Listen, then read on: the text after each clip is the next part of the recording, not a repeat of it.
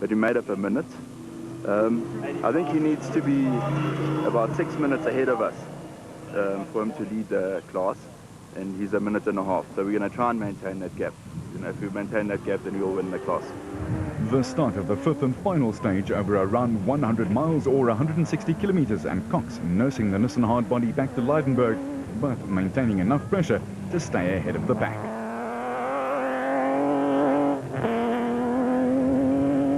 The Gibson Trethewey team were now 17 minutes back, but in turn, they were more than 15 minutes up on their nearest Class A rivals, the Harpers.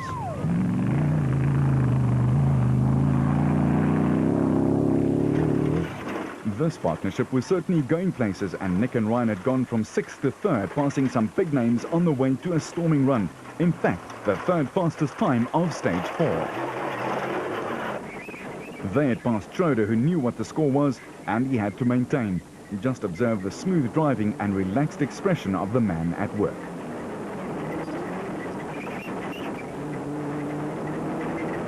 Class D is hotly contested this season, and Manfred is just 5 points off the lead with Zermatten in front, and Marc Grenier, who crashed out on day 1, a mere 4 points ahead.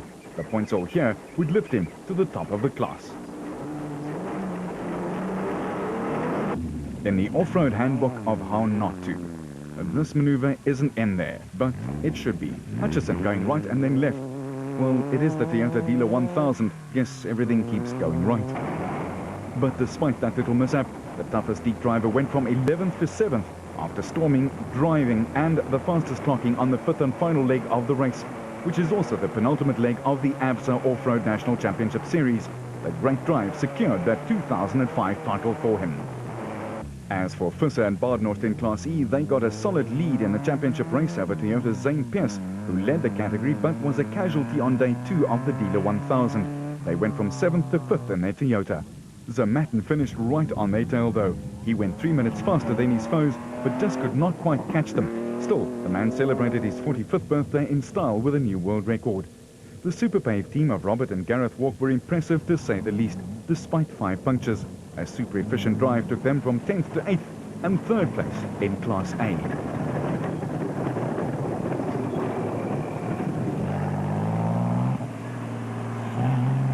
Back in car with Grobler and Jordan.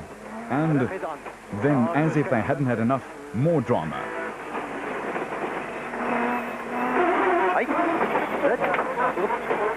A bolt on the suspension broke.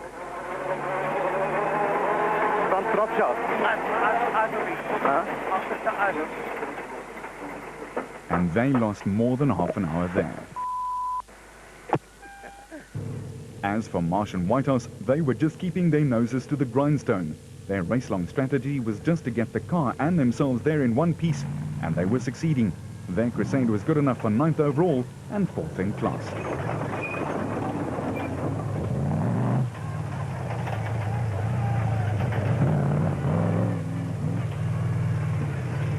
Arnold Duplessis and Johan Knox in their Nissan was super quick on the 5th stage and stopped the clocks at 2 hours and 35 minutes, the 5th fastest time for the day, and that gave them 10th place and 2nd in Class D.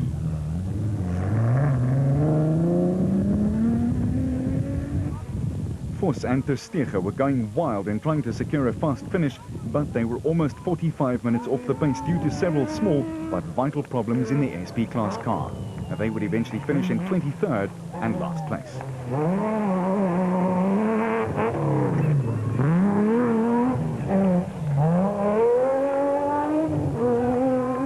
Ernest Corbett and Warwick Goosen in the Audi 1.9 engined Century Property Development car were very consistent and, but for one puncture, had a picture-perfect ride all the way home.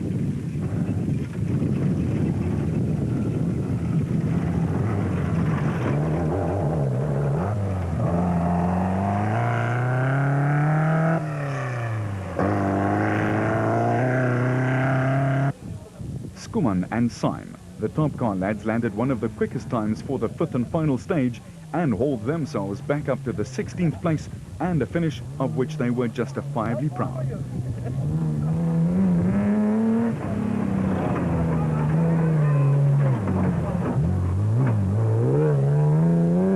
For Berthold and Rousseau, their tyre troubles just continued.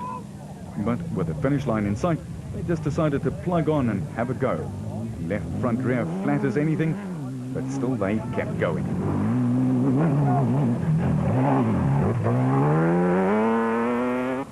The Bosel Landy of Moffat and Moffat gave a good reckoning of itself, and this pairing took the lucky 13th place, second in Class E, ahead of some rather big names.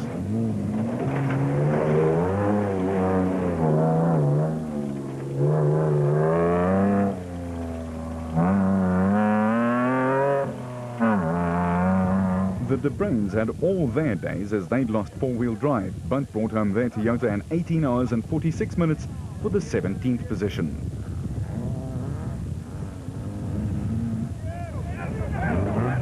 And the local population loved them. While the Canary Yellow Savannah Ford of the Van Reenens, Dirk Senior and Junior, took 15th overall and third in Class E.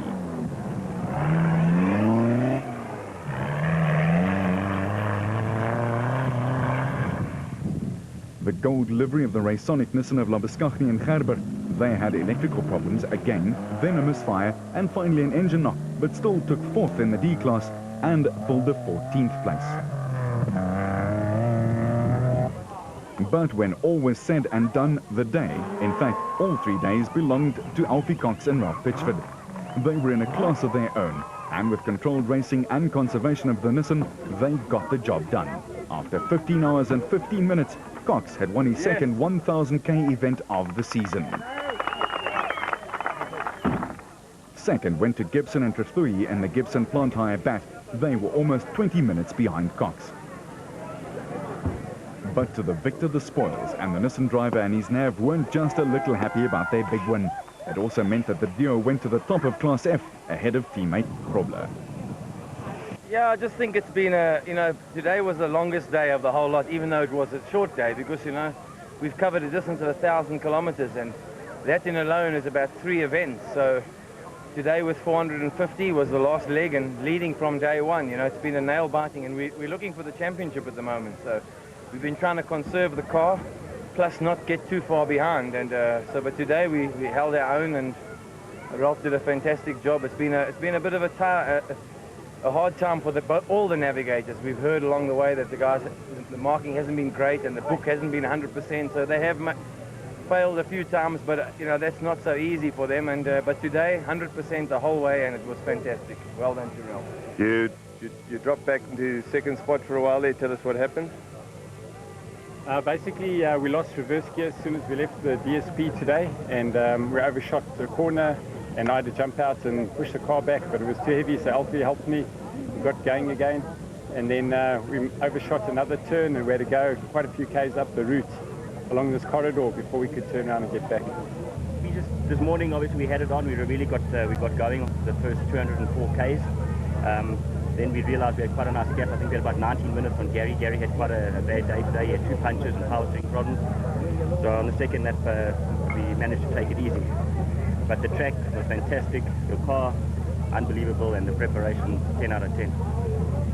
Schroeder, with bonnet askew, brought it home in fourth, limping ever so slightly due to a broken shock tower. Still, he could hardly wipe the smile off his face. The Motorrad boys were ready to welcome their team home. Hutchison and Horn had taken 7th overall and won Class B, which meant that the championship was theirs. And do you think he was happy? Yes. We figure. It was a long day. This morning we started behind Paolo, and then chasing him after 17 k's he rolled, and then we had a puncture, and then Gavin got past us. He had to beat us by 4 minutes for him to win the class, so we were sitting about 2 minutes behind him, and then I think he went off and hit some rocks and broke something on the front, so he was out. Yeah, then he just took it easy, but 15 k's from the end we broke a front shock tower, and yeah, we just had to nurse it home for the last 15 k's. Today we've managed to come first in Class B, which has given us the Class B championship for the year. We've also come third special vehicle, fifth car overall, which is quite a good result for a little Class B car in such a mammoth event. So we're very, very happy for us, and even more so for our sponsors, Motorrad. They believed me at the beginning of the year when I said we can win it, and now we finally have done it. So we really are chuffed. the results of the Toyota Dealer 1000 and a big win for Cox, strengthening his national title hopes. Gibson won Class A, while Zamatin clinched the second place in Class D, making it a two-horse race for the title at Carnival City in November. Until next Sunday, when we bring you the complete highlights, thanks for watching.